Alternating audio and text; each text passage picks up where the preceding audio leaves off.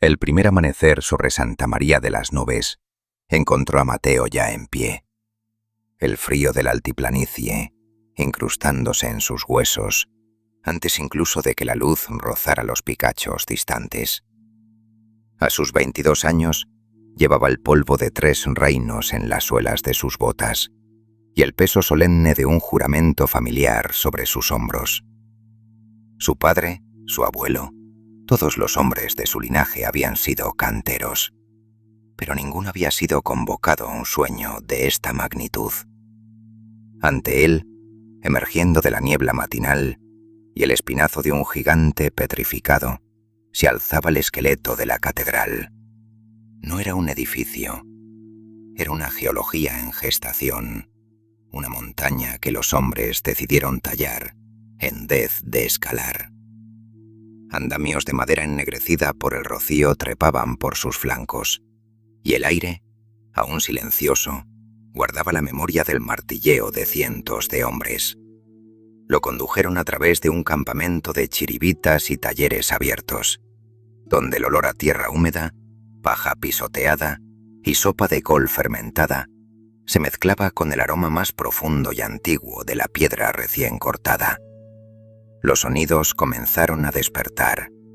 El lejano clink metálico de un cincel, la tos áspera de un carretero, el crujido de una rueda sobre la grava. El taller principal era una caverna de madera y lona, iluminada por la luz grisácea que se filtraba desde lo alto. Allí, entre bloques de piedra que esperaban como durmientes, conoció al maestro constructor. El hombre era más viejo que los riscos circundantes, con una barba blanca que parecía tallada en yeso seco, y unos ojos de un azul pálido que no parpadeaban. Sus manos, nudillos abultados y surcadas por cicatrices blancas, sostenían un rollo de pergamino. No hubo saludo, ni preguntas sobre el viaje. El anciano desplegó los planos sobre una mesa de trabajo llena de virutas. La línea negra de la tinta mostraba una nave interminable, arbotantes como costillas de un dragón, y un coro que se elevaba hacia un ábside celestial. Con un dedo calloso, el maestro señaló un punto específico en el dibujo, un gran ventanal arqueado, alto y esbelto, cuya forma apuntada se repetía en su tracería interior. «Este», dijo la voz, áspera como la piedra pómez, «es el ojo del cielo, tu ojo. Será por donde la primera luz del sol de invierno baña el altar, por donde las almas, se dice, buscarán el camino ascendente. Toda tu vida estará aquí». Mateo contuvo el aliento. Miró el dibujo. Luego miró a través de la abertura del taller hacia el esqueleto de la catedral, intentando ubicar ese vano vacío. No era una columna, ni un capitel entre docenas. Era una pieza única, la firma de la luz en el muro norte, un trabajo para una vida entera. Asintió una sola vez. No había palabras que pudieran caber en el hueco que esa revelación había abierto en su pecho. El maestro constructor hizo una seña. 2 peones se acercaron arrastrando un carro de madera de ruedas macizas. Sobre él, cubierto con una lona áspera y húmeda, yacía un bloque. Con un gesto ceremonioso, el anciano tiró de la tela. La piedra caliza de cantera blanca despidió un tenue brillo lechoso en la penumbra. Era más grande de lo que Mateo había imaginado. Un paralelepípedo crudo de dimensiones perfectas. Se acercó, extendió la mano y posó la palma sobre la superficie. El frío que emanaba no era el frío del aire matinal, era un frío profundo, geológico, que parecía succionar el calor de su sangre. Olía a lluvia antigua, a salitre, a tiempo comprimido. «Conócela», murmuró el maestro constructor. «Duerme junto a ella. Sueña con ella. Dentro de esa losa está el arco. Tu trabajo es quitar todo lo que sobra». Mateo afiló sus cinceles iniciales con una piedra de Arkansas. El sonido rítmico y frotante siendo su primera oración de trabajo. Al caer la tarde, cuando el silencio se volvía tangible, Mateo encendió una lámpara de aceite. La luz danzante acarició la superficie pálida de la piedra. Tomó un trozo de carbón de haya, negro y quebradizo. Con una mano que apenas temblaba, comenzó a trazar. La primera línea fue un susurro oscuro sobre la caliza. El arco apuntado tomó forma, primero como un fantasma de carbón. Cada marca era una promesa, una deuda contraída con el futuro. El peso de los años por venir cayó sobre él entonces, como una lenta acumulación de granos de arena. El bloque yacía en silencio, conteniendo universos en su seno lechoso, esperando la mano que, golpe a golpe, lo liberaría. Los primeros 5 años no fueron años en el sentido común de la palabra. Fueron una lenta geología de hábitos, una estratificación de días tan similares que se fundían como las capas de sedimentos en la propia cantera. El tiempo dejó de medirse en estaciones y comenzó a contarse en el desgaste de los cinceles, en la profundidad de los surcos tallados. El ritual comenzaba cada madrugada, mucho antes de que el primer pájaro rompiera el silencio de la altiplanicie. Mateo se sentaba en su taburete frente a una pequeña vela de sebo, cuya llama era un temblor amarillo en la oscuridad absoluta del taller. En ese círculo de luz íntima y titilante, afilaba. El sonido era el primer lenguaje del día, el shh, shh, rítmico y hipnótico de la hoja de acero deslizándose sobre la piedra de Arkansas. Un sonido de fricción pura, un propósito. Sentía el filo con el pulgar, buscando ese borde invisible que solo la piel educada podía detectar. Un filo tan agudo que parecía cortar la propia intención. Un cincel mal afilado era una blasfemia. Forzaba la piedra, la hacía llorar astillas irregulares, en lugar de liberar virutas limpias. Luego venía el contacto. Apoyaba ambas manos desnudas sobre la superficie de la piedra. Cerraba los ojos y simplemente sentía. Con los años, aprendió a leer el grano de la caliza no como un lector de libros, sino como un ciego lee el rostro de un ser querido. Había zonas duras y vítreas, otras eran blandas, casi cretáceas, sedientas y frágiles. Cada mañana, este tacto era su rezo matutino, su reconexión con la entidad viva y dormida que era su bloque. El trabajo en sí era una coreografía de percusión meditativa. El puntero, pesado y de punta roma, era para el desbastado inicial. Su voz era un toc profundo y resonante, un latido primordial que hacía vibrar la piedra hasta el centro. Mateo aprendía a dejar que el peso del martillo de hierro, no la fuerza de su brazo, hiciera el trabajo. Un golpe preciso hacía saltar una lasca del tamaño de una moneda. El bujardón llegaba después. Su voz era un coro de tic, tic, tic, más aguda y seca, como la lluvia sobre una losa. La gubia, de vientre curvo y filo semilunar, tenía la voz más delicada. Era un susurro, un shush sedoso cuando resbalaba sobre la piedra, dejando tras de sí un surco limpio y una superficie casi pulida. Era la herramienta para el detalle, para los pliegues que fingirían ser pétalos. Mateo aprendió que cada herramienta hablaba y que la piedra respondía con un vocabulario propio de sonidos y sensaciones táctiles. Un sonido claro y agudo significaba un buen corte, la piedra cediendo en armonía. Un crujido seco era una advertencia, el preludio de una fractura. Una vibración áspera en el mango le decía que el filo se estaba embotando, que la conversación se volvía torpe y violenta. El error llegó hacia el final del segundo año, una lección de humildad tallada a fuego en su memoria. Estaba trabajando en la zona inferior de la enjuta derecha, definiendo el nacimiento de lo que sería un racimo de uvas estilizadas. Confiado, quizás demasiado rápido en su progreso, decidió quitar un volumen mayor de piedra de una sola vez para avanzar. Usó el puntero con un ángulo demasiado agresivo, cerca de una de esas vetas oscuras de arcilla que había notado pero subestimado. El golpe fue fuerte, impulsado por la impaciencia juvenil más que por la paciencia del oficio.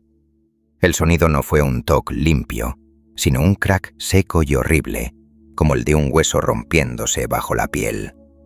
Una fractura serpenteó desde el punto de impacto, siguiendo la veta de arcilla como un relámpago negro.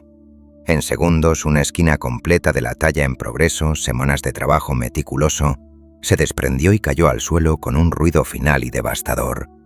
Mateo se quedó inmóvil, el martillo aún levantado, la mano entumecida. Miró el hueco irregular y cicatrizado en la piedra, luego los fragmentos irreparables en el suelo de tierra.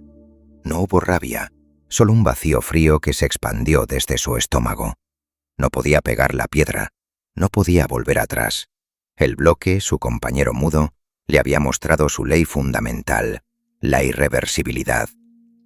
Pasó los siguientes 3 días sin tocar las herramientas. Solo se sentaba y miraba la herida en la piedra. El maestro constructor pasó una vez, echó un vistazo al destrozo y siguió caminando sin decir una palabra. Esa falta de reproche fue el reproche más severo. La lección estaba en la piedra, no en las palabras. Finalmente Mateo se levantó, tomó el bujardón y con una determinación nueva y sombría, comenzó a redefinir toda la zona. Tuvo que retroceder, tallar más profundo, integrar la cicatriz de la fractura en el diseño. Lo que iban a ser uvas se transformó por necesidad en un nudo de hojas más robustas, más profundamente talladas. Perdió meses de trabajo, ganó una comprensión eterna. La piedra era el maestro, él solo el intérprete. La humildad no era una virtud, era el único terreno firme desde el cual se podía tallar. A partir de ese día, la obsesión echó raíces profundas, no como un fuego frenético, sino como el lento crecimiento de una enredadera que trepa por un muro. Los límites entre el trabajo y el ser comenzaron a difuminarse. Soñaba con vetas y ángulos de incisión. Los sonidos del taller, el martilleo lejano de otros, el chirrido de las sierras de agua, el viento en los andamios, se convirtieron en la banda sonora permanente de su mente. Los días se fundían en una sucesión de gestos repetidos. El afilado al alba, el tacto diagnóstico, el golpe ritual, el barrido del polvo al atardecer. El bloque, poco a poco, iba dejando de ser un objeto externo. Cada viruta que caía no era solo piedra que se removía, era una capa de su propia impaciencia, de su ignorancia que se desprendía. El arco apuntado, fantasma de carbón sobre la losa lechosa, comenzaba milímetro a milímetro a emerger hacia el mundo, y Mateo, sin aún saberlo, comenzaba a desaparecer dentro de él. La primera hoja de acanto nació de una lentitud glacial, de una tensión tan profunda que el tiempo se disolvía en el espacio entre un latido del corazón y el siguiente. Mateo, ahora en sus 30, había alcanzado una comunión con su oficio que trascendía la habilidad. Ya no pensaba en el movimiento lo pensaba a él. El bloque había sido transformado. Las formas brutas del arco apuntado ahora se elevaban en alto relieve, listas para la delicada labor de darles vida. La enjuta era el lienzo para el primer brote de follaje de piedra, un racimo de hojas de acanto, carnosas y profundamente recortadas, que simbolizaban la vida eterna. Mateo comenzó no con un corte, sino con una contemplación de horas. No buscaba la perfección del dibujo, sino la comprensión de la energía interna de la forma. Solo cuando la imagen estuvo clara, tomó su gubia más fina, aquella con el filo tan preciso que parecía hecho para cortar luz. La primera viruta no fue un corte, fue una caricia. Apoyó el vientre curvo de la gubia y con una presión uniforme e infinita hizo deslizar la herramienta. No hubo martillo, solo el peso de su cuerpo. Un sonido surgió, un shh suave y continuo, como el de un susurro prolongado. De la línea del filo brotó un rizo de piedra, tan delgado que era translúcido.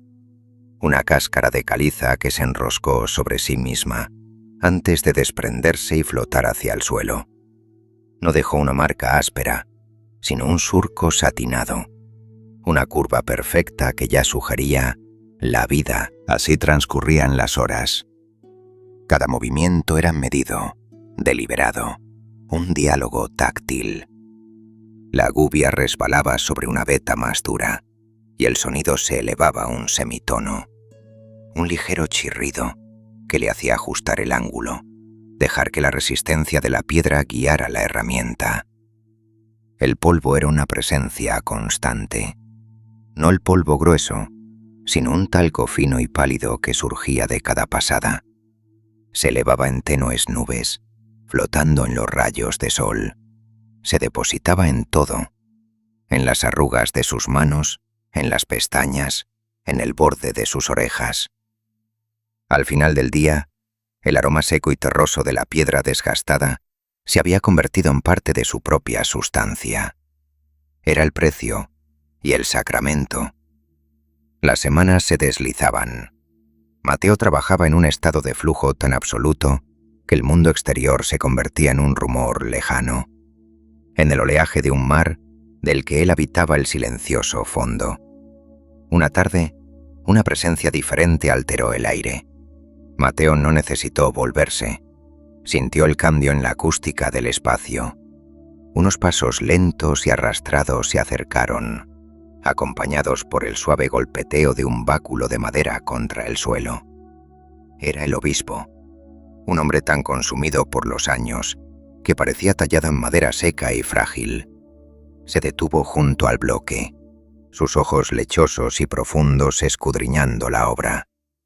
Mateo se había detenido, la gubia quieta en su mano, respirando suavemente para no perturbar el silencio. El obispo observó durante largo rato. Su mirada no recorría los detalles, parecía absorber la totalidad de la forma emergente. Con una mano que temblaba ligeramente, trazó el signo de la cruz. Sus labios se movieron en una bendición silenciosa. Finalmente, sus ojos se encontraron con los de Mateo. No había juicio en ellos, solo una comprensión antigua, una tristeza serena. «Estás tallando tu propia alma en la casa de Dios», murmuró. Sus palabras no resonaron en el taller, se hundieron en él, en el polvo, en la piedra, en los poros de Mateo. No eran un elogio, eran un diagnóstico frío y preciso. Mateo permaneció inmóvil. Miró la hoja de acanto casi completa, brillando en la luz oblicua de la tarde. El obispo no había dicho, «estás construyendo», había dicho, «estás tallando». Una paz profunda y terrible lo inundó. Cada viruta que caía, cada surco que limpiaba, no era solo un acto sobre la piedra, era un acto sobre sí mismo. Estaba esculpiendo su impaciencia, su orgullo, su miedo. Exhaló, y el polvo a su alrededor se agitó suavemente. Tomó la gubia de nuevo. El sonido del siguiente corte, el shh, suave y definitivo, fue la única respuesta. Era el sonido de un alma, lenta, dolorosa y bellamente, siendo liberada de todo lo que sobraba. El 10º invierno llegó con los dientes afilados y una sed de huesos. No fue una estación, sino un asedio.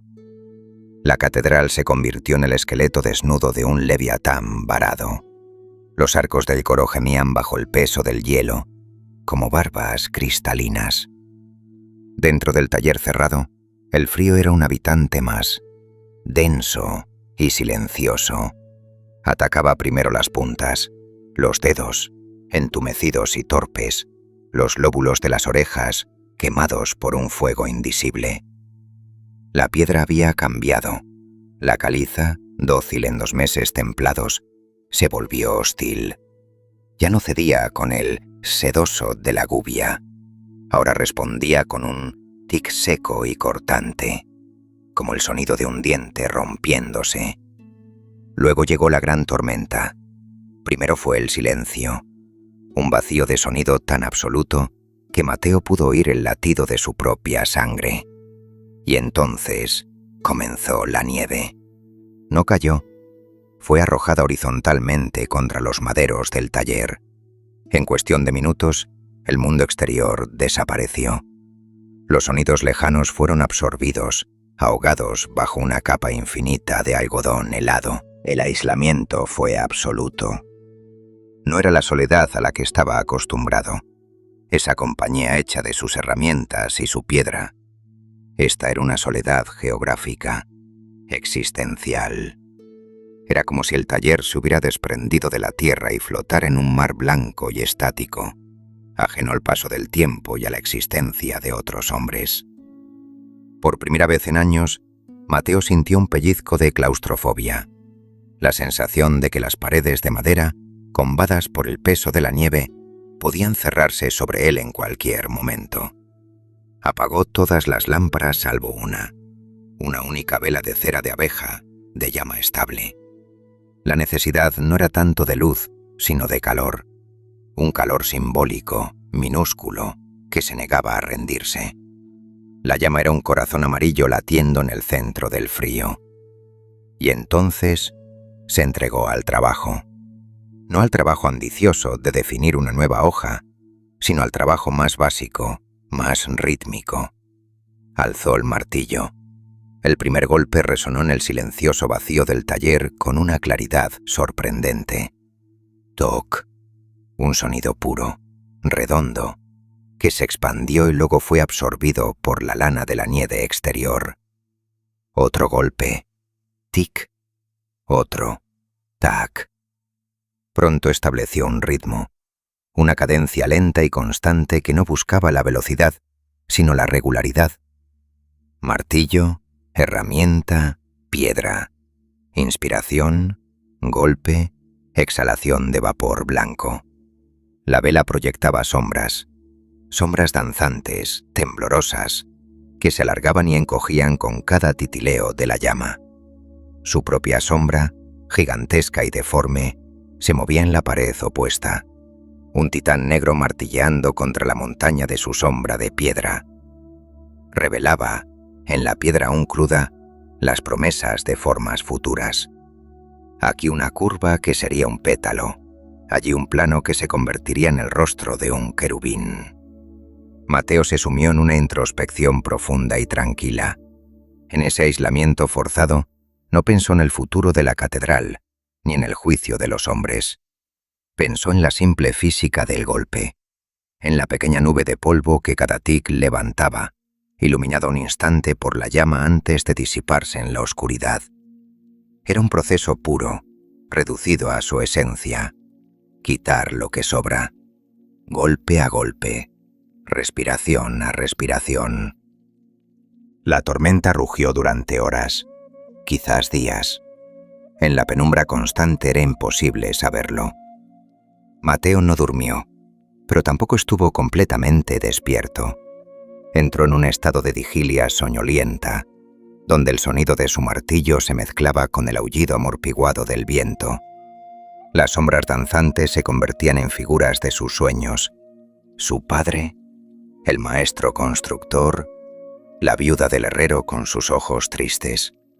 Todos giraban en la danza de la luz y se desvanecían con el siguiente golpe. Cuando finalmente la tormenta amainó, fue de nuevo con un silencio repentino. Mateo detuvo su martillo en medio del aire. El último toc resonó y se extinguió. Un nuevo sonido, tenue y cristalino, lo reemplazó. El goteo lento del hielo derritiéndose en los aleros. El primer signo de que el mundo exterior aún existía. Mateo bajó el martillo. Sus dedos, al soltar el mango, protestaron con un dolor agudo y punzante. La sangre regresando a territorios conquistados por el frío. Miró su trabajo. No había progresado mucho en términos de volumen de piedra removida, pero algo había cambiado. La superficie tenía una cualidad nueva. No era más suave, sino más pacífica. La piedra, a través de su dureza invernal, le había enseñado una nueva lentitud, una nueva frugalidad en el gesto. Exhaló, y su aliento formó una nube que se disolvió en el aire quieto. El asedio había terminado. El frío seguía allí, pero ya no era un enemigo. Era una condición, el medio en el que su voluntad, pequeña y tenaz como la llama de la vela, había persistido. La canción del invierno no había sido el aullido del viento, sino el ritmo constante y decidido de su martillo contra la piedra. Un canto de resistencia silenciosa que había llenado el vacío. Afuera, el mundo yacía bajo un manto blanco e intacto.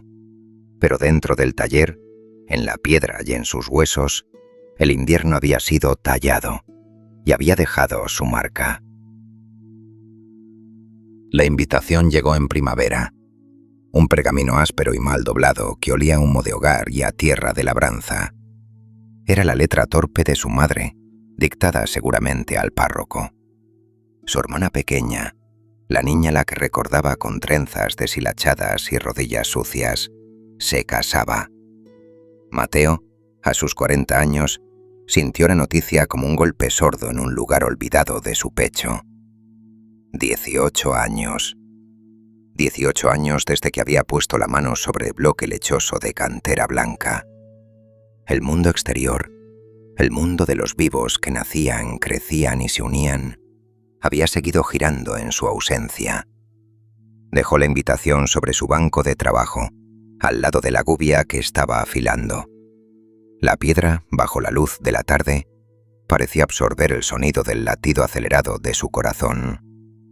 El viaje de regreso a su pueblo natal fue un desandar lento y polvoriento de su propia juventud. La catedral, primero visible como una corona de andamios sobre la llanura, se redujo a una mancha gris, luego a un recuerdo. Los campos abiertos, verdes y húmedos bajo el sol de mayo, le resultaron agresivamente vastos después del universo contenido del taller. El aire olía a estiércol fresco, a hierba cortada, a vida en descomposición y renacimiento. No al polvo mineral eterno de su oficio. Cada sacudida del carro en los baches del camino le recordaba la fragilidad de los huesos, la carne, todo lo que no era piedra. El pueblo no había cambiado. Él sí. Lo recibieron con una deferencia incómoda, como un extraño de rango superior. El cantero de la catedral, murmuraban. Vio en sus ojos la curiosidad y un poco de lástima. La boda fue un estallido de color y ruido que lo aturdieron. Los vestidos brillantes, la música de gaita y tamboril, el olor a sudor, a vino derramado. Todo le pareció una cacofonía vulgar después del silencio ordenado de su trabajo. Él se quedó en los márgenes, apoyado contra el dintel de piedra de la taberna, sintiendo una rugosidad familiar de la roca bajo sus dedos, como un ancla. Y entonces la vio, no a su hermana, sino la vida que había dejado atrás, desplegada ante él con una claridad despiadada. Vio a los hombres de su edad, con las espaldas anchas y los rostros curtidos por el sol, no por el polvo de piedra. Vio a las mujeres, con niños aferrados a sus faldas, moviéndose en una danza práctica de cuidado y sustento. Vio las casas, humeantes y acogedoras, cada una un universo completo de nacimientos, peleas, cenas y sueños. Una vida anclada en el ciclo de las estaciones, no en la línea inmutable de un arco de piedra. Una vida de carne y sangre, efímera y ruidosa, y profundamente humana. Ella se acercó cuando el sol comenzaba a inclinarse. Clara, la viuda del herrero. La recordaba de cuando era apenas una muchacha delgada, ahora transformada en una mujer de formas serenas, con unos ojos castaños que guardaban una paz triste. Le ofreció una copa de hidromiel. Sus dedos, al pasar la jarra de barro, no tenían callos de herramientas, sino las marcas rojas de la lejía, y el agua fría. «Dicen que tu trabajo es para los siglos», dijo ella. Su voz era suave, como el rumor del río cercano. «Es lento», respondió Mateo, sintiendo la torpeza de su propia voz, desacostumbrada a las palabras superfluas. «Lo lento perdura», murmuró ella. Su mirada se posó en sus manos, en las cicatrices blancas y los nudillos deformados. «Aquí todo es rápido. Crece, se gasta, se va». No dijo nada más, pero su presencia era una pregunta tangible. Sintió su mirada sobre él. Caminó a su lado en silencio. No había necesidad de hablar.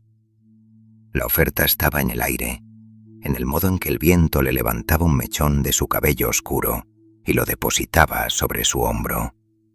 Era una oferta de compañía, de un hogar humeante, de hijos que llevarían su nombre por estos campos.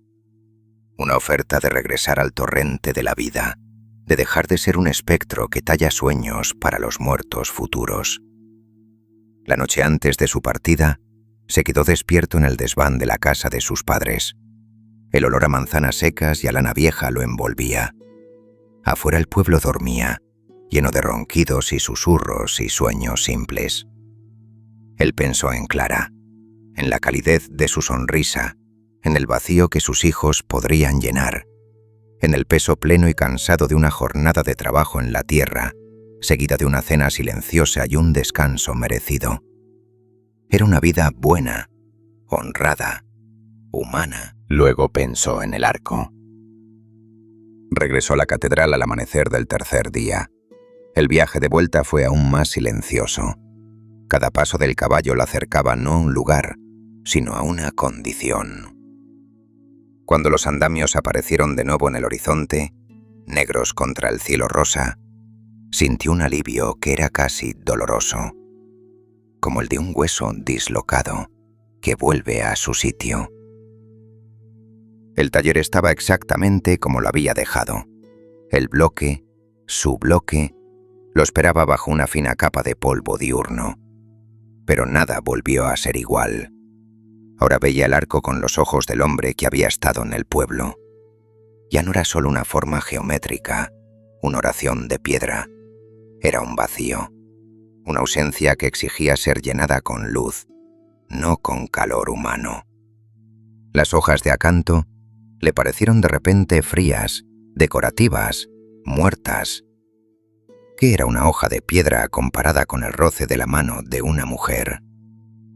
¿Qué era la eternidad de la caliza comparada con el latido único, efímero y caliente de un corazón? La crisis lo golpeó en silencio, sin dramatismo.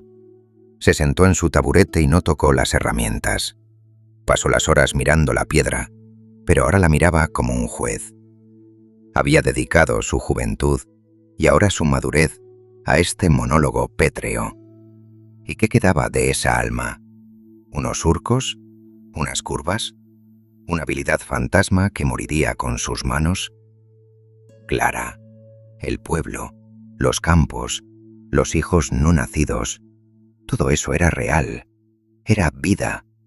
Esto era... ¿qué? ¿Un monumento a su propia ausencia? La noche cayó. Una luna llena, enorme y blanca, se elevó sobre los picachos. Su luz, fría y plateada, se coló por el gran vano sin terminar del coro norte, el ojo del cielo, que era su destino. Ese hueco capturó el haz lunar y lo proyectó directamente sobre el taller. La mancha de luz iluminó el bloque de Mateo con una claridad fantasmal. Se levantó y se acercó. Bajo la luz de la luna, la piedra se transformó. Perdió su color lechoso y se volvió de un blanco azulado, profundo, como el hielo de un glaciar. Las sombras que tallaba ya no eran meras ausencias de luz, eran abismos de oscuridad pura. Las curvas de las hojas de acanto, en esa luz lateral y fría, adquirieron una dimensión nueva. Ya no imitaban la vida, trascendían la vida. Eran formas puras, existentes en un reino donde el tiempo del crecimiento y la decadencia no tenía cabida. La luz no acariciaba la superficie, la atravesaba, creando una danza silenciosa de claros y oscuros que era más real, más verdadera que cualquier cosa iluminada por el sol candente de la vida cotidiana. Mateo pasó la noche entera allí, inmóvil. No pensó, observó. Vio cómo la luna recorría su arco celestial, como un amante paciente descubriendo los secretos de un cuerpo dormido.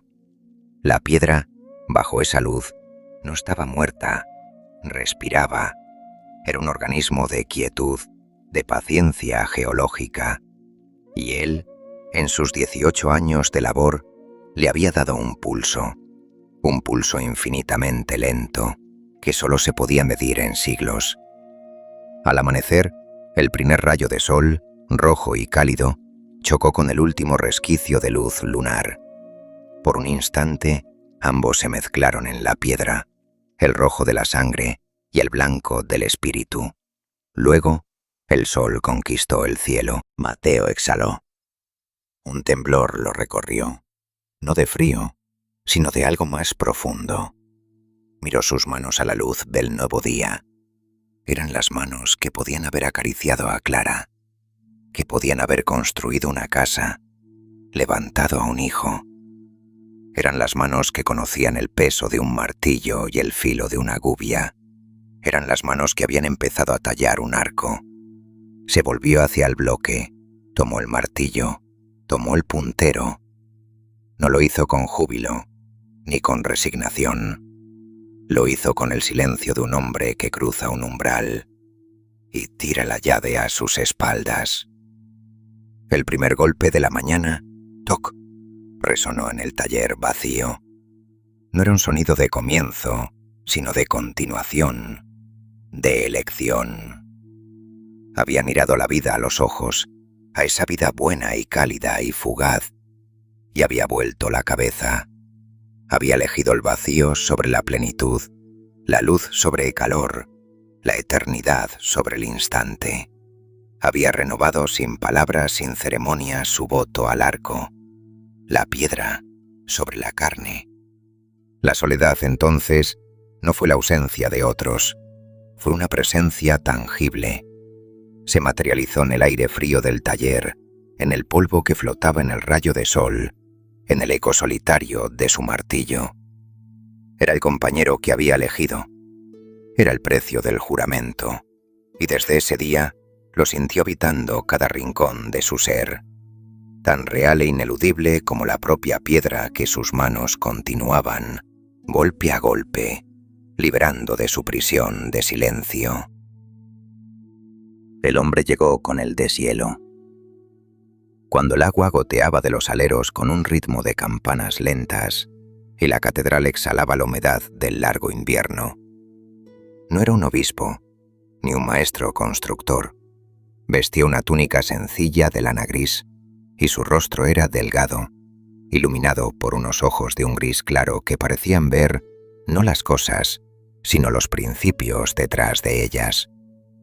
Lo trajo el maestro constructor. Fray León, de la abadía de San Víctor, tiene preguntas sobre la luz. Mateo asintió con una inclinación de cabeza, pero Fray León no miró primero la piedra tallada. Caminó directamente hacia el gran vano vacío del coro norte, el ojo del cielo, y se quedó allí, inmóvil, durante tanto tiempo que Mateo pensó que había entrado en algún tipo de éxtasis. Finalmente el fraile se volvió. «¿Por qué apunta?», preguntó. Su voz era suave pero penetrante, como el filo de una gubia bien afilada. Mateo parpadeó. Nadie le había hecho nunca esa pregunta. «Es más fuerte», respondió por decir algo. «Soporta más peso, permite vanos más altos». Fray León esbozó una sonrisa leve, casi triste. La razón del ingeniero, necesaria pero insuficiente. La piedra habla un lenguaje, hijo mío, pero no es solo el lenguaje de la carga y el contrafuerte. Se acercó al bloque de Mateo y con un dedo largo y pálido trazó en el aire la silueta del arco. Mira, dos curvas que nacen separadas, en la tierra ancha y mundana, ascienden, se inclinan la una hacia la otra, no en una curva satisfecha que se contenta con abrazar el cielo. No, estas líneas anhelan, se estiran. Su encuentro no es un reposo, es una tensión, una súplica. Se encuentran en un punto, no en una línea, en una punta. Mateo siguió el trazo imaginario del dedo del fraile. Había visto ese arco cada día durante 20 años. Lo había dibujado, tallado, soñado. Pero ahora, bajo la mirada de aquellos ojos grises, la forma comenzó a despojarse de su mera funcionalidad. Vio, por primera vez, no un elemento arquitectónico, sino un gesto. Es la geometría de lo divino, continuó Fray León. La base ancha es el hombre, arraigado en la tierra. La punta es Dios, el punto infinito hacia el que todo converge. Las dos líneas son las manos del hombre en oración, separándose para abarcar toda su existencia y encontrándose de nuevo en la súplica dirigida al cielo. El arco de medio punto es complaciente. Es el mundo que se cierra sobre sí mismo. Este es el alma en ascenso. No es solo una estructura, es un diagrama del deseo humano. Las palabras cayeron sobre Mateo como una lluvia fina sobre tierra seca. Se filtraron lentamente, profundamente. Miró su trabajo, las hojas de acanto, los rosetones incipientes, y de repente le parecieron mudos. Había estado rezando un salmo de que solo conocía la melodía, no las palabras. Fray León pasó la tarde a su lado, como un traductor. Le habló de los números sagrados, de la proporción áurea que gobernaba el arco. Le habló del triángulo, símbolo de la Trinidad, implícito en la forma apuntada.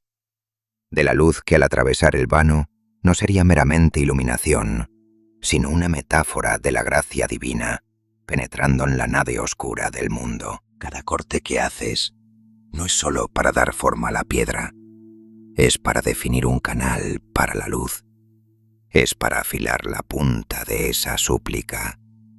Tu cincel no quita piedra, revela la oración que la montaña llevaba dentro. La partida de Fray León dejó el taller en un silencio diferente. Mateo se acercó a su bloque. Ya no veía una hoja de acanto, veía un símbolo de la vida eterna, una participación en la geometría divina. La curva de un pétalo no era solo bella, era un eco diminuto de la gran curva que se elevaba hacia el cielo. Su trabajo se transformó esa misma tarde. Cada gesto adquirió una dimensión litúrgica. El sonido del puntero ya no era solo un toque práctico, era el golpe de un martillo sobre el yunque del mundo. El susurro de la gubia era el roce de las manos en oración. El polvo que se elevaba no era un desecho, era el incienso de su labor, la materia sobrante del mundo que se disipaba para dejar paso a la forma pura. Y comenzó a tallar secretos. En el corazón de un rosetón esculpió una estrella de 8 puntas, el número de la resurrección, el equilibrio entre el cuadrado terrenal y el círculo celestial. Mateo talló la estrella con una precisión de orfebre. Era su firma teológica, su amén personal grabado en la piedra. En la base de uno de los maineles talló una espiral minúscula, casi invisible, la espiral del tiempo, de la ascensión del alma. En una enredadera de vid escondió un racimo de uvas con exactamente 12 bayas. Por los apóstoles, por la plenitud del tiempo divino. Nadie lo notaría.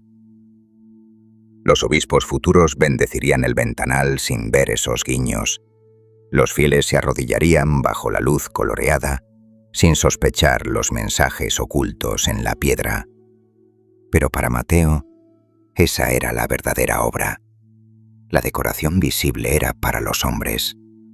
Estos símbolos ocultos, estos actos de fe tallados a escondidas, eran su diálogo privado con Dios, con la geometría sagrada que Fray León le había revelado.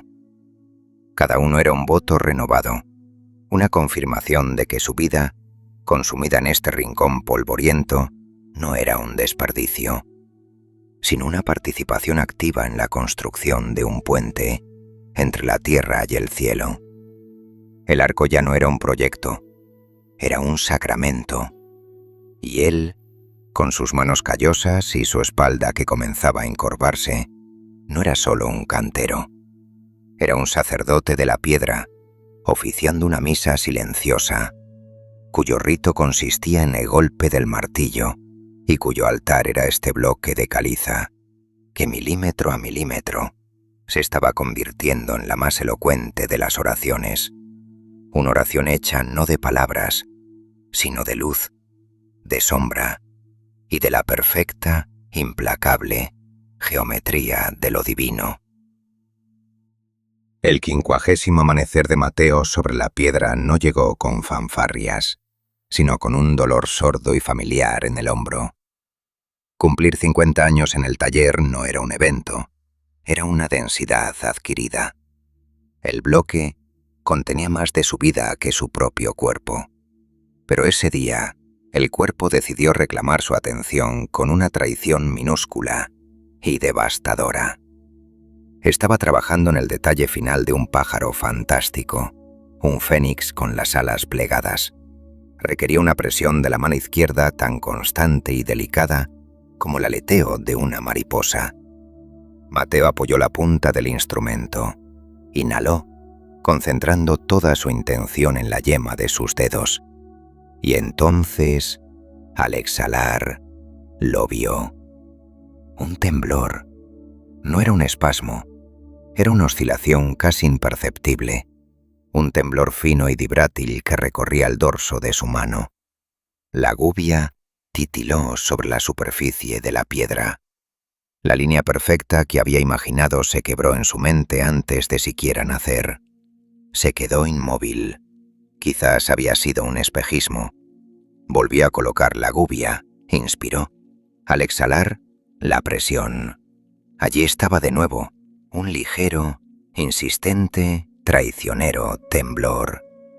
Era el grano de arena en el mecanismo perfecto, la primera grieta en la presa de su dominio. El pánico no llegó como una ola, sino como un enfriamiento lento y total. Observó su mano izquierda bajo la luz gris de la mañana. Parecía la misma, callosa, surcada de venas azuladas, la mano que había sentido el grano de la piedra durante 3 décadas. Pero ahora albergaba un enemigo. Su mirada se desplazó, aterrada, hacia el arco. El ojo del cielo estaba casi completo. 30 años de alma tallada culminaban aquí. Y ahora su propia carne se revelaba. Un solo temblor en el momento equivocado podría dejar una cicatriz irreversible en la piedra, y por tanto, en su vida entera. Los días siguientes cayeron en una parálisis silenciosa. Afilaba sus herramientas con una meticulosidad obsesiva, pero luego se limitaba a mirar. La piedra, impasible y bella, le devolvía la mirada como un juez mudo. Cada línea limpia de la tracería subrayaba la suciedad del temblor en su mano. No tocaba las herramientas. El miedo lo había petrificado más eficazmente que cualquier invierno. ¿De qué servía entender la súplica del arco si la mano que la tallaba ya no podía sostener la súplica? Mateo se observaba la mano con una obsesión enfermiza, esperando el próximo espasmo como se espera el golpe de un verdugo. La ruptura llegó una tarde de lluvia fina. Una rabia seca y amarga brotó en su garganta. No podía ser así. Había superado el error, el invierno, la tentación de otra vida. Superaría esto. Se levantó bruscamente. Fue a por un trozo de cuero viejo y grueso. Lo colocó sobre el borde del banco. Tomó un martillo pesado. Su peso era cierto, su centro de gravedad predecible. Colocó su mano izquierda, la que temblaba, sobre el trozo de cuero. La presión contra el material blando y firme la estabilizó. No eliminó el temblor, pero lo aisló. Con la derecha alzó el martillo. Toc. El golpe fue limpio. La piedra cedió exactamente donde él quería. Un destello de esperanza iluminó su mente. La maestría, comprendió de golpe, no era solo la perfección en la técnica original. Era la inteligencia para reformular la técnica cuando la base fallaba. Pasó los días siguientes experimentando. Diseñó un pequeño caballete de cuero, aprendió a transferir el control a su mano derecha, aceptó una lentitud aún mayor, una pausa entre gestos. Una tarde, se atrevió a volver al fénix. No presionó con la izquierda, solo la usó como punto de pivote. El corte lo dirigió con un golpe suave y preciso de la derecha. La gubia se deslizó y liberó una viruta delgada como una uña. Era correcto, era hermoso, y no había temblado. Lo reemplazó una fatiga profunda y una humildad nueva. No había vencido al temblor, lo había incorporado a su método, lo había domesticado con cuero y contrapeso. La verdadera maestría no reside en la incorruptibilidad del instrumento, sino en la flexibilidad infinita del espíritu que lo maneja. El arco se terminaría, con la sabiduría dolorosa de quien ha visto temblar sus cimientos y ha aprendido golpe a golpe a reconstruirlo sobre un terreno de aceptación y cuero. La noticia llegó con el maestro de obras. Se plantó frente al bloque de Mateo, escupió una mota de polvo de piedra y anunció, como quien da un parte del tiempo: «Te mandan un par de manos, un chico, Lucas, tiene ganas de aprender». Y se fue, dejando la declaración flotando en el aire cargado de polvo. Mateo no respondió. Siguió pasando la piedra pómez sobre el lomo curvo de una gubia. Charlos con el única protesta: un aprendiz. La palabra resonó en su mente como una piedra cayendo en un pozo seco. Su taller, su reino de silencio meditativo, invadido. Significaba errores que vigilar, tiempo robado a la concentración profunda. Sintió una irritación seca y antigua, la misma que le producía un cincel mal afilado. Lucas apareció a la mañana siguiente con el sol. Era un muchacho de quizás 16 años, huesudo y largo como un junco, con una energía que parecía vibrar en el aire a su alrededor incluso estando quieto. Sus ojos saltaban de un lado a otro, devorando el taller, las herramientas colgadas, el bloque semiesculpido, devorando a Mateo mismo, con una avidez que resultaba agotadora de solo mirarla. «Buenos días, maestro», dijo Lucas. Su voz era demasiado alta para el espacio silencioso, un graznido de cuervo en una catedral. Mateo asintió, una inclinación mínima. Señaló con el mentón un montón de herramientas sin afilar. «Un mes», dijo, su voz áspera por el desuso. «Solo afilar y observar». Lucas parpadeó, su rostro cayendo en una mueca de decepción. «¿Un mes? Pero, ¿y el arco? ¿Cómo se decide la curva? ¿Las hojas de acanto siguen un patrón?» «Un mes», repitió Mateo volviendo la espalda. «Afilando y observando». Los primeros días fueron una tortura para ambos. Lucas afilaba con una furia impaciente, un ruido que le ponía los dientes de punta a Mateo. Mateo trabajaba, ignorándolo deliberadamente. Pero la presencia del muchacho era como una piedra en el zapato. Donde antes había un silencio completo, ahora había una respiración acelerada. Dejaba que el error y el sonido del error fuera su único maestro. Si el chico quería aprender, primero tendría que aprender a callar, a estar, a esperar. Lentamente, muy lentamente, la desesperación inicial de Lucas dio paso a una curiosidad más quieta. Al no recibir palabras, se vio forzado a usar los ojos. Vio cómo Mateo pasaba sus manos desnudas sobre la piedra, los ojos cerrados, durante largos minutos. Vio cómo lejía un cincel, pasando el pulgar por el filo, como si escuchara un susurro en el acero. Vio la coreografía de sus movimientos, nunca bruscos, siempre económicos. Vio el barrido del polvo al final de cada jornada, un gesto casi reverencial. Una tarde Lucas cometió un error. Forzó el ángulo y la hoja del escoplo chirrió de un modo espantoso contra la piedra de amolar. Mateo se detuvo. No se volvió. No dijo nada. Solo se detuvo. Y en ese silencio cargado, Lucas comprendió el pecado que había cometido. No era solo un mal afilado, era una falta de respeto al instrumento y, por tanto, a la piedra y al oficio. Sin que nadie se lo pidiera, comenzó de nuevo. Esta vez con una lentitud deliberada, imitando el ritmo que había observado en Mateo. Fue el primer paso. Lucas empezó a escuchar a través de los ojos. Comenzó a notar cómo el sonido del trabajo de Mateo cambiaba. Un tic seco y cortante cerca de un nódulo duro. Un shh largo y sedoso en la caliza más blanda. Vio cómo el maestro se quedaba inmóvil durante minutos, mirando la piedra, como un amante mira un rostro dormido, esperando a que le revelara su siguiente secreto. 1 mes y 3 días después, Mateo terminó su jornada un poco antes. Se limpió las manos en el delantal, revisó las herramientas de Lucas, luego tomó una gubia ancha y la colocó al lado de un trozo de piedra de desecho. Miró a Lucas, que seguía sentado en su taburete conteniendo la respiración. «Ven», dijo Mateo. Lucas se acercó como si caminara sobre cristal. Mateo señaló el trozo de piedra de desecho. «Esta sección», dijo Mateo. «Solo el volumen, nada de detalles. Siente grano.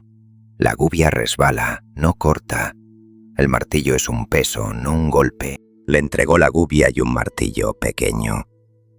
Lucas las cogió. Sus manos temblaban ligeramente. No con el temblor de la edad de Mateo, sino con la tensión de la oportunidad. Se acercó al bloque sagrado, al arco que había observado durante semanas como un devoto observa un relicario. Mateo se situó a su lado. Su presencia era una columna de silencio y atención. Lucas posó la gubia sobre el borde de la forma dibujada. Inspiró. Recordó todo lo que había visto. La paciencia, la entrega, la escucha. Dejó caer el martillo. Toc. El golpe fue un poco fuerte, un poco torpe, pero la gubia se deslizó. No era nada, era apenas el principio de un principio. Pero en ese instante, Mateo vio algo que le detuvo el corazón. Dio la chispa. La misma chispa de obsesión reverente que había encendido en él el maestro constructor décadas atrás. La misma fijeza, el mismo olvido del mundo exterior, la misma entrega al diálogo mudo con la materia. Mateo dio un paso atrás, permitiendo que la sombra de la tarde los cubriera a ambos. Un dolor agridulce le atravesó el pecho. No era alegría ni orgullo. Era el reconocimiento de un traspaso, de una continuación. Su obsesión, su vida entera dedicada a este hueco de luz, ya no moriría completamente con él. Se reflejaba, viva, en los ojos marrones de un muchacho bullicioso al que había enseñado, sin palabras, a callar y a escuchar. La piedra, indiferente a los hombres, había encontrado otra voz. Y Mateo sintió por primera vez el peso de su oficio no como una carga solitaria, sino como un legado que comenzaba, torpemente, a transmitirse. La fiebre lo tomó al atardecer. No fue un malestar anunciado, sino un muro de calor que se alzó de repente desde sus entrañas. Lucas lo encontró temblando en el suelo de tierra, los ojos vidriosos fijos en el arco. Cerró la puerta con suavidad, dejándolo sumergirse en el torbellino. El sueño no fue un descanso, fue un viaje. Mateo se encontró de pie ante el ojo del cielo, pero terminado, tallado en una caliza tan blanca que parecía emitir su propia luz lunar. El arco ya no era un portal en un muro, era la entrada a un bosque. y él cruzó. El silencio lo recibió primero, un silencio absoluto, mineral. A ambos lados del sendero se alzaban árboles inmensos, pero no eran de madera, eran de la misma piedra caliza de cantera blanca. Sus ramas se curvaban hacia el cielo en elegantes arbotantes naturales, terminando en copas de hojas perfectamente delineadas. Hojas de piedra. Miró más de cerca.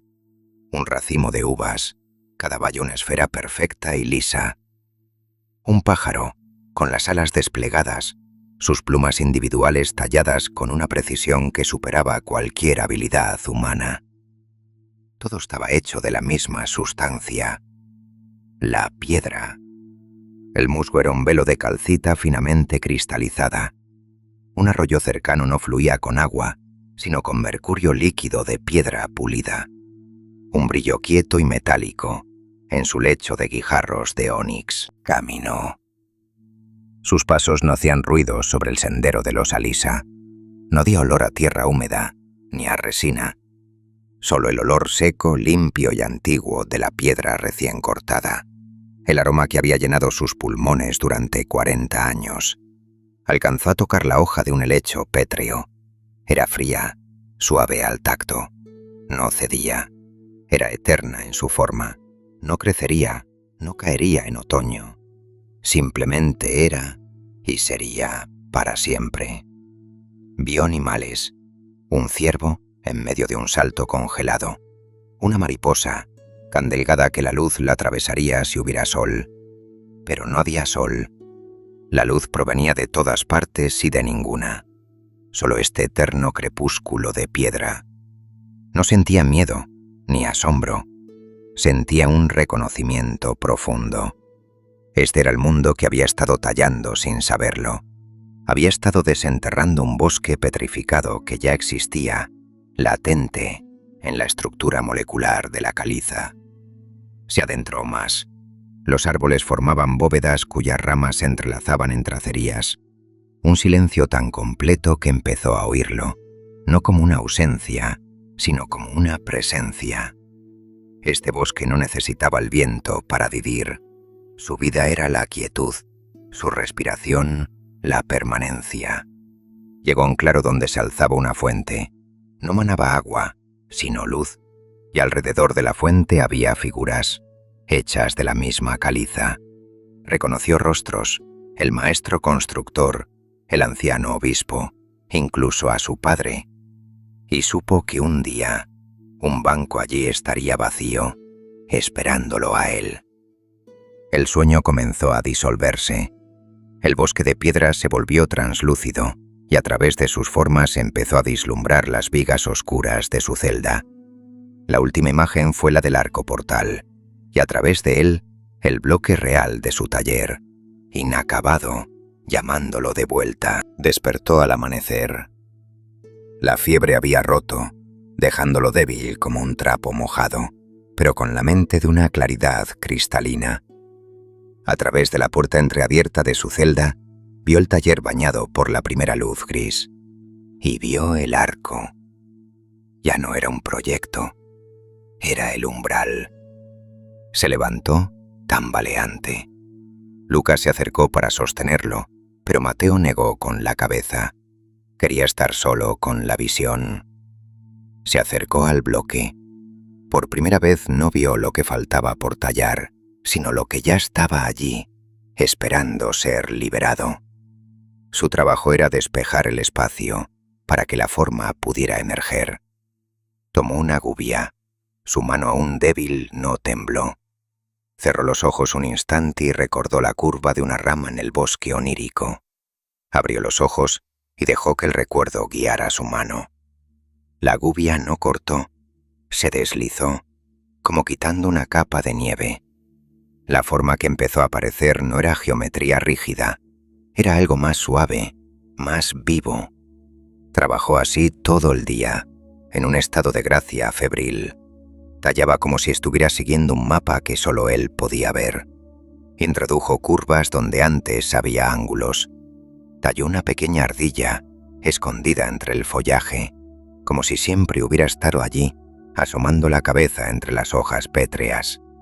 Ya no luchaba contra el material, bailaba con él. Sentía el grano como la dirección de crecimiento de las formas internas. Una veta oscura se convertía en la sombra bajo un hongo de piedra. Al caer la noche, exhausto pero lúcido, Mateo se detuvo. El arco ya no era solo una oración geométrica. Era un fragmento de un mundo paralelo, un bosque eterno y silencioso capturado en el acto de brotar de la roca madre. Había regresado con un secreto.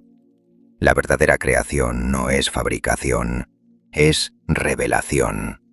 Su cincel no sería más un instrumento de voluntad, sino la llave que abría las puertas de un reino de piedra que había estado allí, esperando, desde el principio de los tiempos. El cuerpo de Mateo a los 60 años era un mapa de su oficio. Su espalda se había encorvado en una curva suave y permanente. Era el arco que había tallado en sí mismo, una réplica íntima y dolorosa de gran ojo del cielo. Sus pulmones cargaban con una pesadez constante. Cada respiración profunda era un susurro áspero. El aire que daba vida también transportaba, grano a grano, su propia sepultura. Sus ojos estaban velados, cansados. Sus manos eran un nudo de tendones abultados. La izquierda ahora con un temblor constante, un hecho geográfico más de su paisaje personal. Pero dentro de ese cuerpo quebrado, la habilidad había alcanzado su cenit absoluto. La maestría se había transformado en algo distinto, en una estructura invisible, un andamio interior perfectamente ensamblado. Este andamio interior estaba construido con materiales inmateriales. Sus vigas maestras eran de una paciencia que ya no era una virtud, sino la sustancia misma del tiempo. Sus travesaños eran de memoria muscular. Su mano sabía el ángulo exacto para que la gubia resbalara, por una memoria ancestral de 10.000 gestos idénticos. Los tirantes que lo reforzaban eran de fe. Fe en que cada golpe acercaba la forma. Fe en que la piedra respondería a la verdad del gesto, aunque el gesto fuera ahora más lento. Fe en que el arco al final estaría completo, y que su mano, aunque temblara, habría contribuido a su perfección. Este andamio interior le permitía trabajar de una manera nueva, definitiva. Ya no había prisa, había una lentitud monumental, geológica. Podía pasar una hora completa preparando una sola herramienta, porque sabía que ese tiempo no era perdido, sino invertido en el único golpe que daría después. Era como si al perder fuerza bruta, hubiera refinado la energía hasta su esencia pura, dirigiendo directamente al núcleo de la piedra la intención pura, sin ruido ni fricción. Un día, Lucas observó su labor. Mateo estaba tallando los pétalos de una flor de lis diminuta. Su mano temblaba visiblemente en reposo, pero al tomar la gubia, el temblor se amortiguaba contra el cuero. Ein winziges fast zärtliches Stück Aufstein. Es como si la piedra cediera por voluntad propia, maestro, murmuró Lucas. Mateo no levantó la vista. Exhaló lentamente. No cede, obedece a la verdad del gesto. El gesto ya no tiene miedo, ni prisa, ni fuerza de más, solo tiene verdad. Y la piedra reconoce la verdad. El verdadero testamento de su andamio interior llegó con la muerte del viejo maestro constructor. Su funeral se celebró en la nave de la catedral, bajo el esqueleto de arcos y bóvedas que él había concebido hacía más de medio siglo. Mateo, envuelto en una capa raída, se situó al fondo. Observó el sencillo ataúd, que parecía minúsculo bajo la inmensidad del espacio arquitectónico. Vio los rostros de los hombres, la mayoría desconocidos para él, y entonces, mirando hacia arriba, tuvo una revelación tan clara y fría como el agua de manantial. El maestro constructor se iba. Con él se iba el sueño original, la chispa primera que había transformado un risco yermo en esta montaña tallada. Los planos quedaban, sí, pero el hombre que los había soñado desaparecía. Y al desaparecer, Mateo comprendió que él era ahora el eslabón. Él era la única persona en aquel vasto espacio que había estado allí cuando el bloque llegó por primera vez. El único que recordaba la voz áspera del anciano señalando el ojo del cielo. Mateo había sido testigo del instante en que el sueño tocó la tierra y se hizo piedra. No era un título, era un peso. Significaba que la responsabilidad ya no era solo con el arco, sino con la memoria del sueño mismo. Su trabajo era un acto de fidelidad, de preservación. Estaba asegurándose de que la visión del anciano quedara impresa en la piedra con una verdad que sobreviviría a todos. Al salir del funeral, la lluvia había cesado. Mateo caminó de vuelta a su taller. Puso su mano, la izquierda, la que temblaba, sobre la superficie fría de una hoja de acanto que había tallado hacía 30 años. La piedra estaba lisa, eterna, su mano temblorosa, mortal. Y en ese contraste sintió la solidez de su andamio interior. El cuerpo fallaba, los pulmones cargaban polvo, pero la estructura que había construido dentro permanecía firme. Era el vínculo entre el sueño de un hombre muerto y la piedra que le sobreviviría milenios. Trabajó hasta el anochecer, más lento que nunca. Cada movimiento una oración de fidelidad. Sostenía el propio sueño de la catedral, manteniéndolo verdadero y puro, mientras pasaba de la mente de un hombre a la inmortalidad de la piedra. 72 inviernos habían pasado por sus huesos, y 72 veces la piedra lo había reclamado. Pero este día, el último, no comenzó con un ritual. No hubo afilado meticuloso al alba, ni manos explorando el grano. Mateo se levantó del jergón con una lentitud que era pura geología, cada articulación un estrato de tiempo compactado. Vistió su delantal, tan gastado y duro con polvo incrustado que parecía una corteza pétrea más. Se dirigió al taller y el bloque, su bloque, el arco, lo recibió no como un desafío, sino como un compañero anciano que aguardaba el último suspiro compartido. La pieza que le quedaba era pequeña, casi insignificante, una piedra clave ornamental, la dovela central más alta de la tracería superior, ya tallada por separado durante el año anterior. No era estructural. El arco macizo, el esqueleto que soportaría el peso de la catedral, llevaba décadas cerrado y probado por los elementos.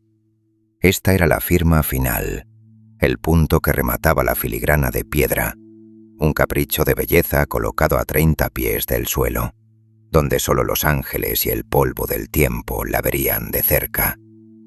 En su cara frontal, Mateo había esculpido una rosa de los vientos estilizada, de 8 puntas, su estrella secreta de la armonía universal. Era su amen personal, su último símbolo oculto. El andamio de madera que rodeaba la parte superior del arco era estrecho y traicionero. Mateo subió con una lentitud que hacía contener la respiración a Lucas, que observaba desde abajo, listo para saltar, pero sabiendo que no debía intervenir. Cada peldaño era una montaña.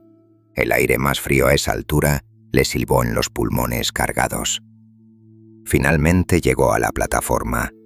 Allí, sobre un cojín de fieltro, yacía la piedra clave. Brillaba, pálida y perfecta, bajo la luz gris que entraba por el óculo del taller. La había pulido durante semanas, hasta que su superficie tenía la suavidad de un guijarro de río lavado por siglos. Con manos que ahora temblaban, no solo por el mal antiguo, sino por el simple agotamiento de 72 años de gravedad, Mateo tomó la piedra. No pesaba mucho, pero su peso era simbólico, abrumador. La levantó. La mortaja, el hueco que la esperaba en lo más alto de la tracería, era una boca abierta. La alineó. 1 milímetro a la izquierda, 1 milímetro a la derecha. La respiración de Mateo era un fuelle roto. Por un instante de puro terror, Pensó que le faltarían fuerzas, que la piedra caería, que todo se arruinaría en el último segundo. Pero entonces el andamio interior, esa estructura de paciencia y memoria que había construido dentro de sí, se activó. Sus brazos, guiados por una sabiduría que estaba más allá del músculo, encontraron el ángulo exacto. Con un último esfuerzo que salió de un lugar profundo y quieto, deslizó una dovela en su sitio. Hubo un sonido. No un clic metálico, ni un golpe resonante. Fue un sonido sordo, profundo, de piedra besando a piedra con una precisión absoluta. Un sonido de cierre, de completitud. Se sintió más que se oyó, una vibración que recorrió todo el arco y subió por los brazos de Mateo hasta su corazón, donde se apagó. Se quedó allí, agarrado al andamio, mirando la piedra clave ahora integrada. La rosa de los vientos estaba en su lugar, el centro geométrico de todo el universo que había tallado. Desde abajo Lucas gritó algo, pero las palabras se perdieron en el zumbido de la sangre en los oídos de Mateo. Bajó del andamio con una precaución de sonámbulo, peldaño a peldaño, hasta que sus pies descalzos sintieron de nuevo la tierra firme del taller. No hubo júbilo, no hubo alivio. Hubo un vacío que se expandió de golpe, tan vasto y silencioso como la nave de la catedral. La obra maestra estaba completa. Todo lo que había que tallar estaba tallado. Todo lo que había que pulir estaba pulido. El ojo del cielo, desde su imposta hasta su clave, era una realidad terminada. Ya no había un mañana que darle forma. El futuro del arco era solo espera y luz. Con movimientos automáticos, Mateo tomó una brocha de pelo de caballo, nueva y suave. Subió una escalera baja y comenzó a limpiar. No era el barrido diario del polvo de trabajo. Era una limpieza ritual, final. Pasó la brocha por cada curva, por cada hendidura, por cada sombra que sus manos habían creado. El polvo fino, acumulado de los últimos toques, se elevó en nubes doradas donde la luz de la tarde empezaba a entrar por la ventana alta.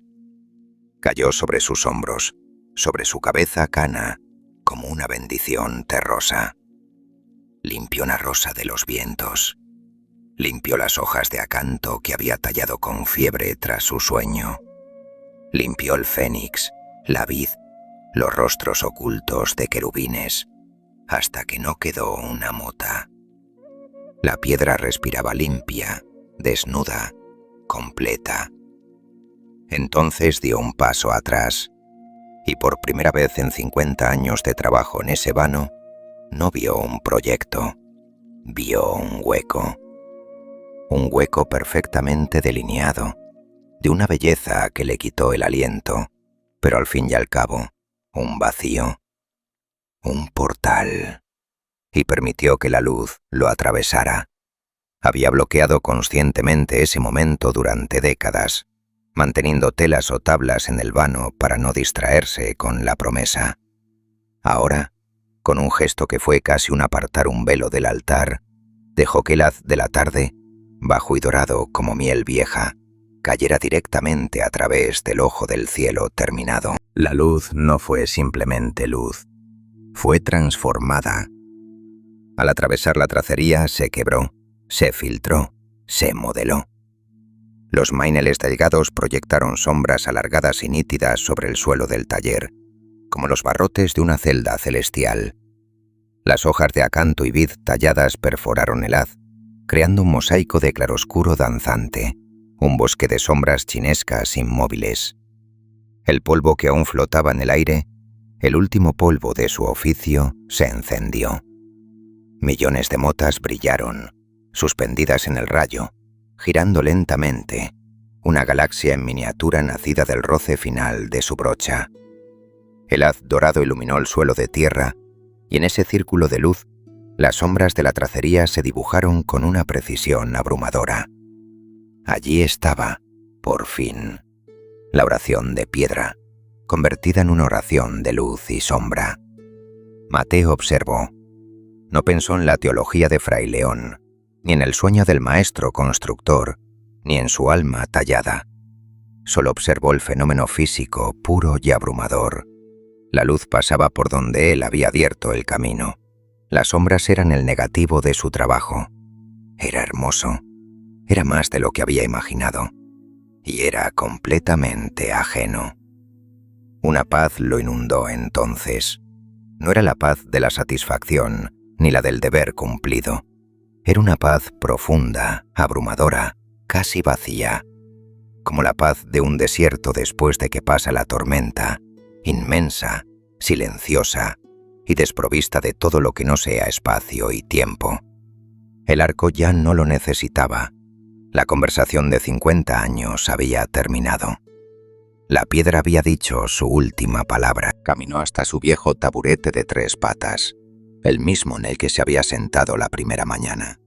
Se dejó caer sobre él y el crujido de la madera fue el sonido más solitario del mundo. Cruzó las manos sobre su regazo, esas manos que ya no tenían una tarea que las definiera. Miró el haz de luz, el polvo danzante, las sombras perfectas.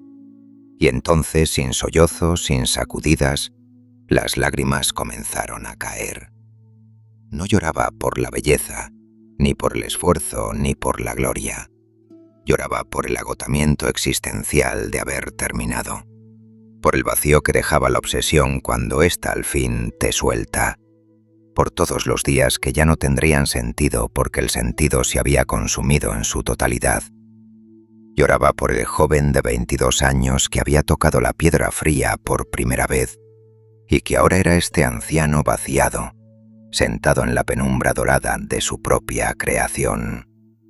Lloraba por Clara, por los hijos no nacidos, por los inviernos soportados, por los errores y las correcciones, por el temblor de su mano y el sueño del bosque petrificado. Lloraba porque ya no había nada más que tallar, porque su vida, que había sido un verbo activo y constante, tallar, tallar, tallar, se convertía en ese instante en un sustantivo quieto y terminado. El cantero. La obra estaba hecha, y el obrero de repente era superfluo. Las lágrimas surcaron los caminos de los surcos de su rostro, se mezclaron con el polvo incrustado en sus arrugas y cayeron al suelo de tierra, donde la luz del ojo del cielo comenzaba a alargarse, a desvanecerse con el avance de la tarde. No hizo ruido, solo estaba sentado, un hombre pequeño y quebrado ante la enormidad de su silencioso, perfecto y ya indiferente legado de piedra y luz. El último polvo se asentó, la última sombra se estiró hasta fundirse con la oscuridad general, y en el crepúsculo, Mateo, por primera vez en 50 años, no tuvo nada que hacer al día siguiente. El invierno siguiente fue suave, una caricia gélida en lugar del habitual puño de hierro. Mateo no lo notó. Había entrado en una estación personal, un otoño interior, donde los días se desprendían de él como hojas secas de un árbol antiguo. Ya no iba al taller, el arco estaba terminado y su cuerpo había declarado una tregua definitiva. Lucas lo visitaba cada día en la pequeña celda adyacente al taller, la misma desde la que había soñado el bosque petrificado. Le llevaba sopa, le cortaba el pan, le contaba los progresos en las bóvedas del crucero. Mateo asentía, pero sus ojos miraban más allá, como si aún estuviera siguiendo la curva de un Meinel indisible.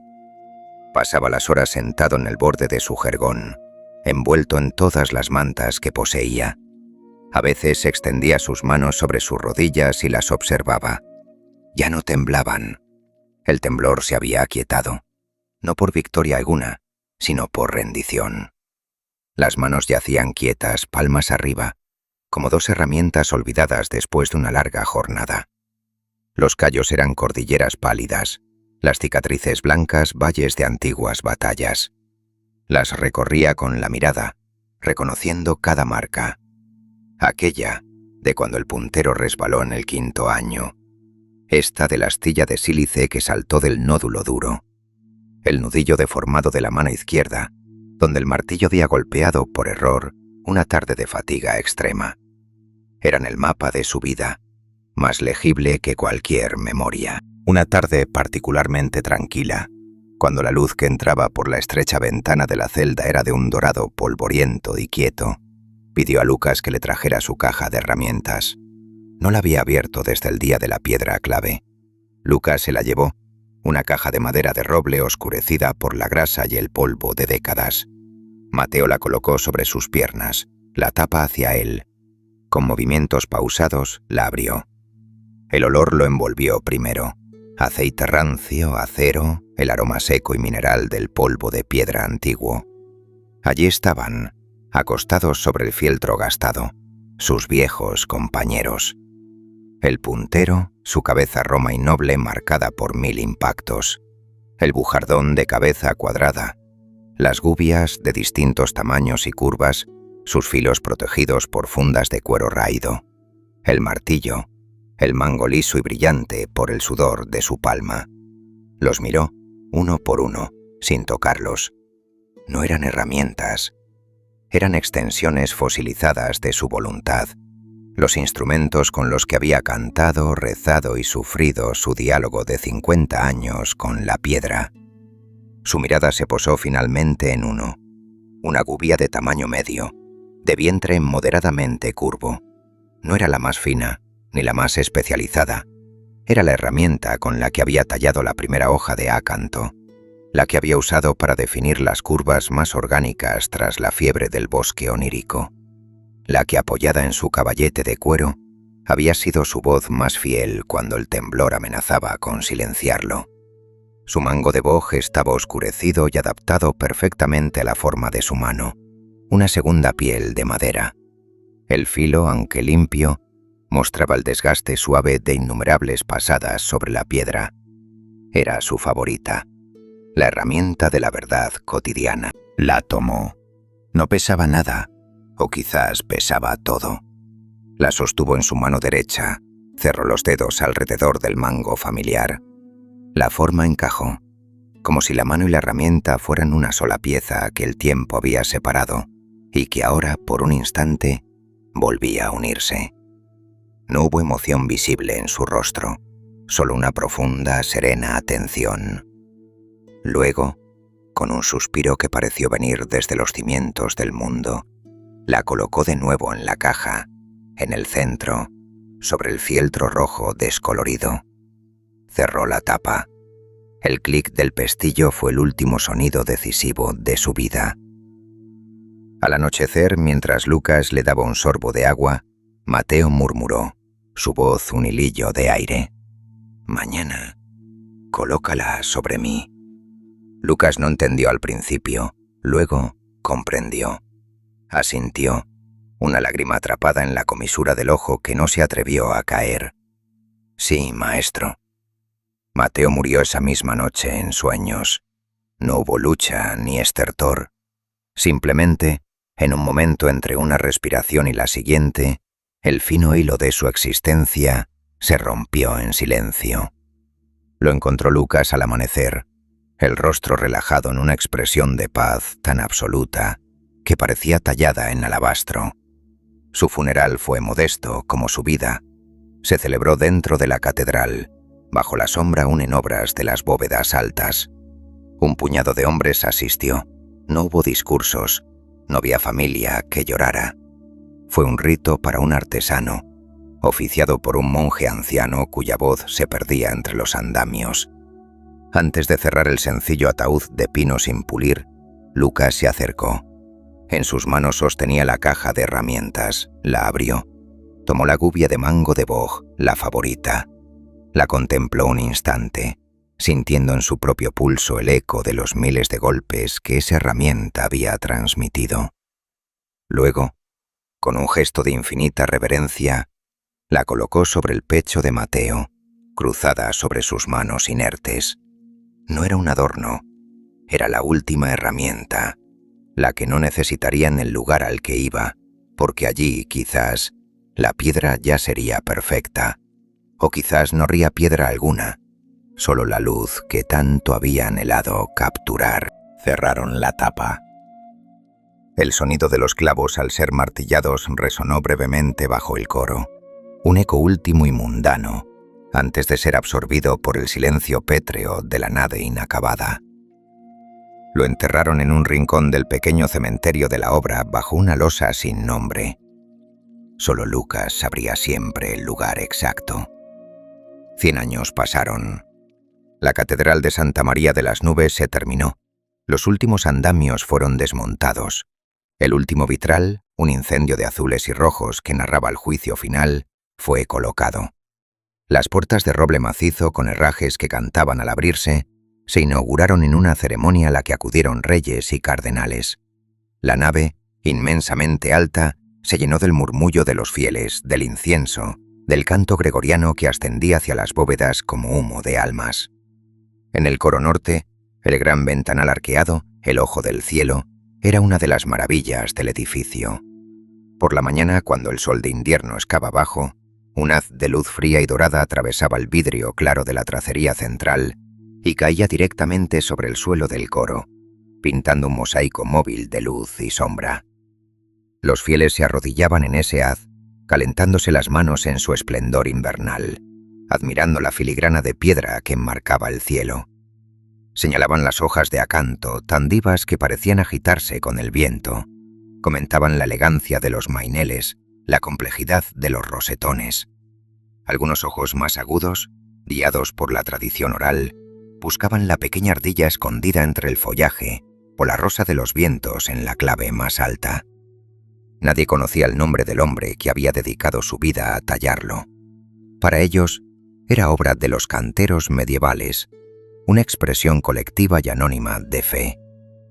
La historia de Mateo, su juramento, su soledad, su temblor, su sueño, se había disuelto en el polvo del tiempo, tan imperceptible como el polvo de piedra que sus herramientas habían levantado. La luz que pasaba por el arco pintaba el suelo del coro, estación tras estación, año tras año. Iluminaba bodas, bautizos, funerales. Bañaba los rostros de los monjes durante los maitines. Jugaba con el humo del incienso en las grandes festividades. El arco inmutable la observaba todo.